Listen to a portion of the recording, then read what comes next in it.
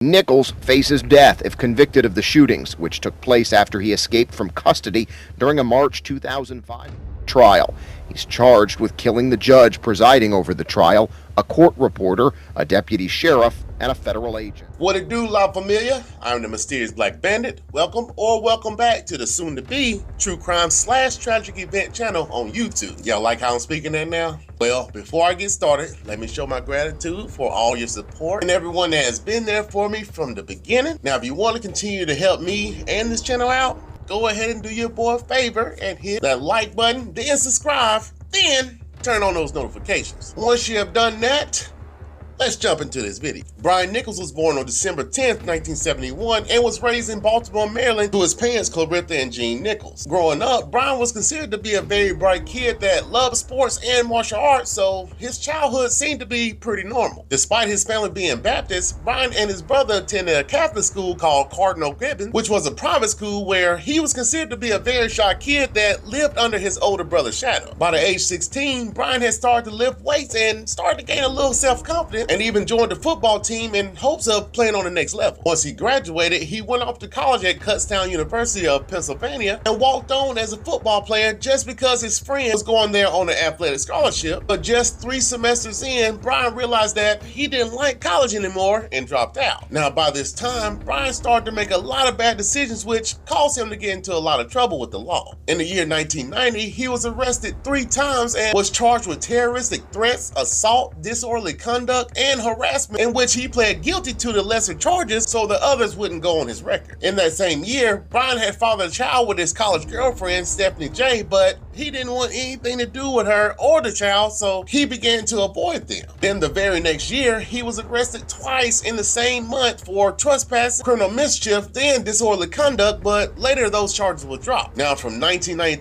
to 1994, he decided he wanted to join the Newberry College to finish up his degree, and once he got there, he walked on to play defensive end for the football team. But yet, he caught himself getting in trouble yet again. One late night, Brian was driving around by himself when he decided that he wanted to break into a dorm room, but as he was doing it, the campus police caught him in the act and arrested him for first-degree burglary. Now, with him being a walk-on for the college, the coach made the decision to kick him off the team. Brian eventually dropped out of school and moved to Georgia in 1995 and started working as a system engineer for about 8 years. Then he left there and started working as a computer engineer for UPS and was making over 6 figures. During this time, him and his young lady had started talking and became boyfriend and girlfriend, but after several rough patches in their relationship, she ended up leaving him and they both went their own separate ways. Brian had even started talking to another female, but apparently he couldn't accept the fact that she had moved on. So after learning that she was dating a minister from a church that they used to attend while they were together, he became super jealous and felt that she had been messing around the whole time. But one day, he camped outside her home until there was no one around and forced his way into her condo. As she begins to beg and scream for him to get out the house, Brian pulls out a machine gun, pushes her on the ground, then ties her up with duct tape and starts to assault her. Once he was done and leaves, she immediately calls the police, and that same night, he was arrested and charged with aggravated assault with intent, burglary, false imprisonment, and possession of a firearm during commission of a crime. Now, what makes this so crazy is that the young lady that he was with actually was pregnant with his son and was due at any time. Now, Brian's initial court date ended in a mistrial with the hung jury, but when he learned that he was going to be retried again, he told the people of the court that he wasn't going laying down. While he was in prison awaiting his next trial, one of his friends that came to visit him stated that he was acting very strange, so he told the DA office Brian might try to escape because he asked him to leave his credit card in the pocket of the suit jacket he was to wear to court. Then 2 days before the retrial, a correction officer that was transporting Brian noticed something in his shoe. When they pulled it off, they found 2 sharp shanks that possibly came from his door hinges. On March 11, 2005, Brian arrived at the courthouse and was escorted by Cynthia Hall, a 51-year-old sheriff deputy, to a holding cell on the 8th floor of the Atlanta Fulton County Courthouse to change into some appropriate clothing. It was stated that another deputy urged Cynthia to have another person with her while she took him to his holding cell, but she refused because she trusted Brian wouldn't try to do anything. She didn't even require him to wear the traditional leg shackle. Once they got into the room, she began to remove his handcuffs so he could change into his civilian clothes, and as soon as she released one cuff, he turned around and started brutally attacking the deputy and pushes her into the cell room. The surveillance camera showed him hitting her so hard in the face that her feet left the ground. While she was laying there unconscious, he then took her gun belt, which had a gun, extra gun magazine, and a police radio. Afterwards, he picked up her keys that was on the floor and locked her in the cell, put his clothes on, and headed to the lockbox where he retrieved a Beretta 40 cal semi-automatic pistol. Brian then headed straight to the private chambers of Judge Rowland Barnes, where he encounters case managers Susan Christie and Gina Thomas, along with attorney David Allman. At gunpoint, he makes them all sit on the floor and demands they tell him where the judge was. Then all of a sudden, Sergeant Grantley White, the court bailiff, enters the room and tries to disarm him, but Brian just overpowers him and takes his weapon, then makes him handcuff everyone in the room.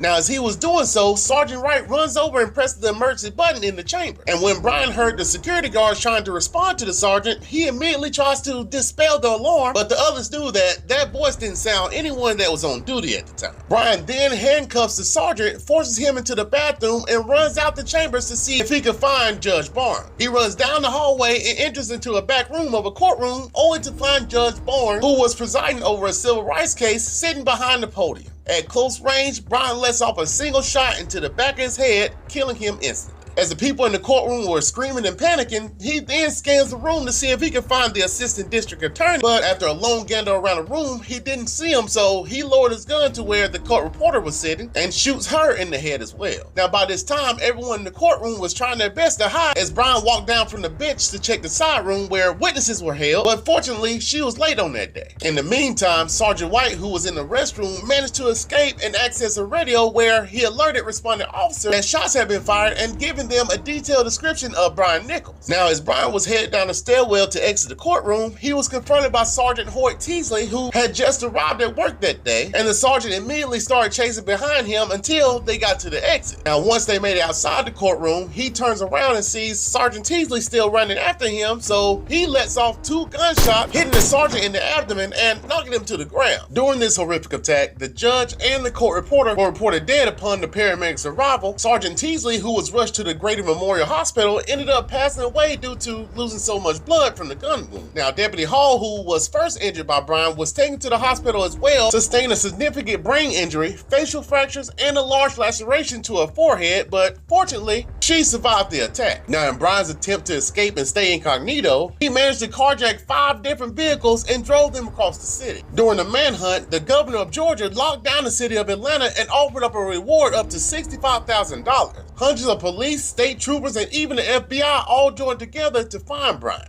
The very next morning, on March 12th, construction workers who had arrived at the site they were working on at 962 Cantor Road found ICE agent David Wilhelm dead in the back bedroom, shot in the abdomen. Apparently, late Friday night, Brian had went into a home and robbed the agent right before shooting him. Now, once the police had arrived to the scene, they noticed that his pockets were turned inside out and loose change was all next to him. Then, in addition to that, his vehicle was stolen as well. All throughout that morning, authorities were panicking, thinking that they were going to find more bodies, but around 9:50 that same day, Gwinnett County received a phone call stating that Brian was at the Bridgewater Apartments. So the FBI, police, and SWAT team all rushed over to the scene and surrounded the apartments. After some time went by, Brian Nichols calmly walks out the apartment waving a white flag, surrendering peacefully. Many didn't expect him to go without a fight, but they later learned that Brian had approached a woman named Ashley Smith in the parking lot of her apartment around 2 a.m. and while pointing a gun at her, he told her if she did what he said, he wouldn't kill her. Once they got to the apartment, he forced her into the bathroom, then ties her up. Brian felt that he needed to take a shower, so he covers her face with a washcloth and proceeds to get in the tub. But as he was in there, Ashley tries her best to reason with him. Brian then gets out of the shower and asks her if she had some marijuana, but at the time, Ashley, who was a struggling addict, only had ice. Brian, knowing that he didn't have much time left, he took a hit of it, but he told her she needed to do so as well. Ashley, who hadn't used the drug for about 45 days, refuses, but instead she starts reading him the Bible and this book called The Purpose-Driven Life. During their whole time together, she shared with Brian how her husband died, showed him the effects of using ice, and even cooked him breakfast. Now, after a while of being taken hostage, she asked Brian if she could leave to go see her daughter, who was expecting her that day. Brian had finally come to his senses and allowed her to leave. As soon as Ashley got in her vehicle and took off around the block, she calls the police and tells them where they can find him. Once the arrest was made, Brian was taken into the Atlanta police station where he was interviewed by detectives and confessed on video in full detail about the crimes he committed. He told police officers that he feared going to prison for something he claimed he didn't do and felt like a soldier on a mission, extracting revenge on a judicial system that he feels is unfair to African Americans. On May 5th, 2005, he was indicted by a Fulton County grand jury on 54 counts, including murder, felony murder, kidnapping, armed robbery, aggravated assault, aggravated battery, theft, carjacking, and escaping authorities for these offenses. For all these crimes, the district attorney announced that they were going to be seeking the death penalty for Brian Nichols. On September 22nd, 2008, roughly 3.5 years after the crime, his trial finally began. Brian subsequently pled not guilty, and his defense team tried their best to convince the jury that he was insane at the time and shouldn't be held accountable for his actions. They stated that everything that went down that day was a result of his previous trauma, on top of him wanting to be able to see his newborn baby. But despite their efforts, on December 13, 2018, Brian Nichols was found guilty on all 54 counts and was sentenced to multiple life sentences with no chance of parole and 100 more years escaping the death penalty. As of today, Brian is incarcerated at the Georgia Diagnostic and Classification State Prison. Woo! And that will bring this video to an end, my fellow Americans. Now, is it me, or did they make the movie Law Abiding Citizen from these events, but with someone that actually had an unlawful trial? I mean, if you watch that movie, do y'all see the similarities in it? Or maybe it's just me, but regardless of that, Brian Nichols definitely didn't have to do what he did because he didn't even know if he was going to be found guilty or not. But anyway, that'll be it for now. If you guys enjoyed this video, go ahead and do your boy a favor and hit that like button, subscribe, and turn on all those notifications. All right, I hope you all had a wonderful day. Remember to live and let live. And until next time, stay mysterious, my friends.